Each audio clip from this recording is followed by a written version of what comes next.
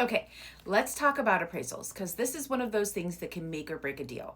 And most buyers don't really understand what's happening or why it matters so much.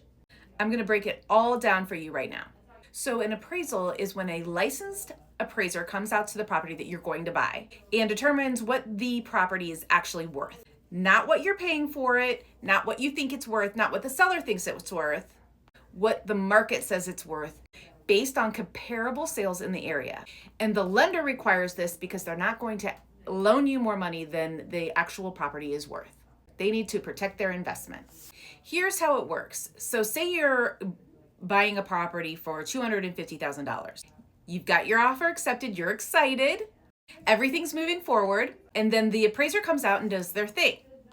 They measure the house, they take photos, they look at the condition, they pull comparable sales in the last 6 months in the area, houses that are similar size, similar condition, and around the same location. And they crunch the numbers. Now, if the appraisal comes back at $250,000 or higher, you're golden. The deal moves forward, no problem. But if the appraisal comes back low, say $240,000, you've got an issue. Because the lender is only going to loan you money based on the appraised value, not the purchase price.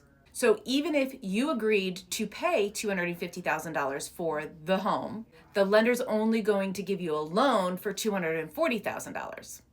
That leaves a $10,000 gap that you have to figure out. So what are your options when the appraisal comes back in low? Option 1, you can make up the difference in cash.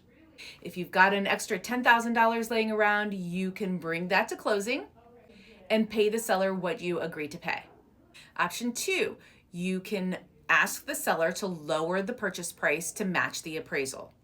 So instead of $250,000, you're asking them to come down to $240,000.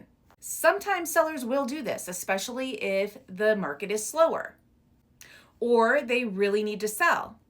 Option 3, you can meet in the middle. Maybe the seller comes down $5,000 and you come up with the $5,000 cash to make up the difference. Option 4, you walk away.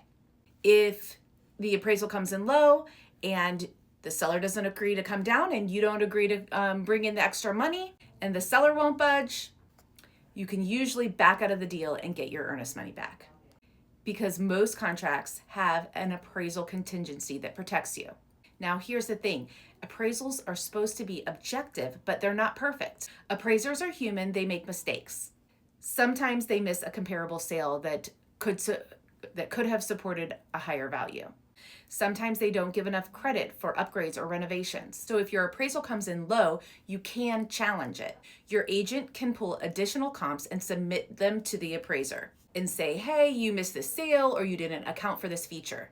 Sometimes appraisers will revise their number and then sometimes they won't, but it is worth trying.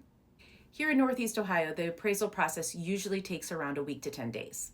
And it costs anywhere from $400 to $600 depending on the property. That's usually paid up front as part of the loan application process. One more thing, if you're buying in a hot market where houses are selling over list price, appraisal issues are way more common because the comps might not support the inflated prices.